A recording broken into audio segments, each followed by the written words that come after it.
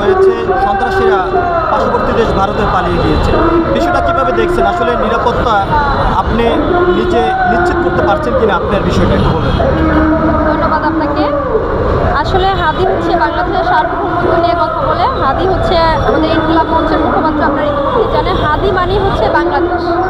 হাদি একজন কোনো ব্যক্তি না। হাদিকে যখন গুলি করা হয়েছে তখনই আমরা হচ্ছে এটা বুঝতে পেরেছি যে এটা হচ্ছে পার্শ্ববর্তী দেশ, যেহেতু হচ্ছে সে ভারত অগ্রাসন বিরুদ্ধে সবসময় কথা বলে, সেহেতু হচ্ছে তাকে কারা হত্যা করেছে সেটা আমরা বুঝতে পেরেছি। এখন হত্যাকারী ভারতে পালিয়ে গেছে, বাংলাদেশের সকল হত্যাকারীকেই যে ভারতে আশ্রয় দেওয়া হয় সেটা তো আমরা জানি। বাংলাদেশের একমাত্র শত্রু এখন ধরতে গেলে ভারতকে বলা হয়, হ্যাঁ, কারণ মোদি হচ্ছে আমাদের জুলাই গণঅভ্যুত্থানের খুনি, যাকে আমরা খুনি বলি, হাসিনাকে আশ্রয় দিয়েছে। তারপরে আমাদের হাদি ভাইকেও যারা হত্যা করেছে সেই খুনিও ইতিমধ্যে ইন্ডিয়াতে পালিয়ে গেছে। আমরা সেরকমই হচ্ছে সংবাদ গণমাধ্যমগুলোতে দেখতে পাচ্ছি। আপনার জীবনের নিরাপত্তা নিয়ে কোনো আশঙ্কা দেখছেন কিনা এই বিষয়টা? জীবনের কোনো তো নিরাপত্তা নাই। রাষ্ট্র হচ্ছে জীবনের নিরাপত্তা নিশ্চিত করছে।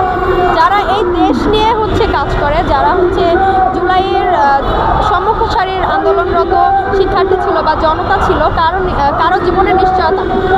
আজকে আমি এখানে আছি, আমি যে বাসায় পৌঁছাবো এমন নিশ্চয়তা আমার নেই, কারণ রাষ্ট্র কোন সাধারণ জনগণের নিশ্চয়তা দিতে পারছে। স্বরাষ্ট্র উপদেষ্টার ব্যর্থতা কোথায় দেখছেন আপনি?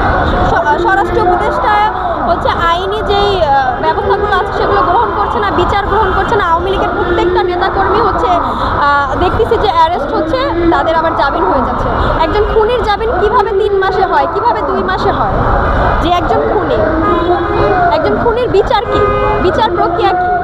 সে স্বরাষ্ট্র উপদেষ্টা হওয়ার পরবর্তী সময়কালে আমরা আমাদের আশা যে আশা ছিল সেই আশা মতো কোনো বিচার হয়নি, তাই আমরা এখন বর্তমানে তার পদত্যাগ চাই।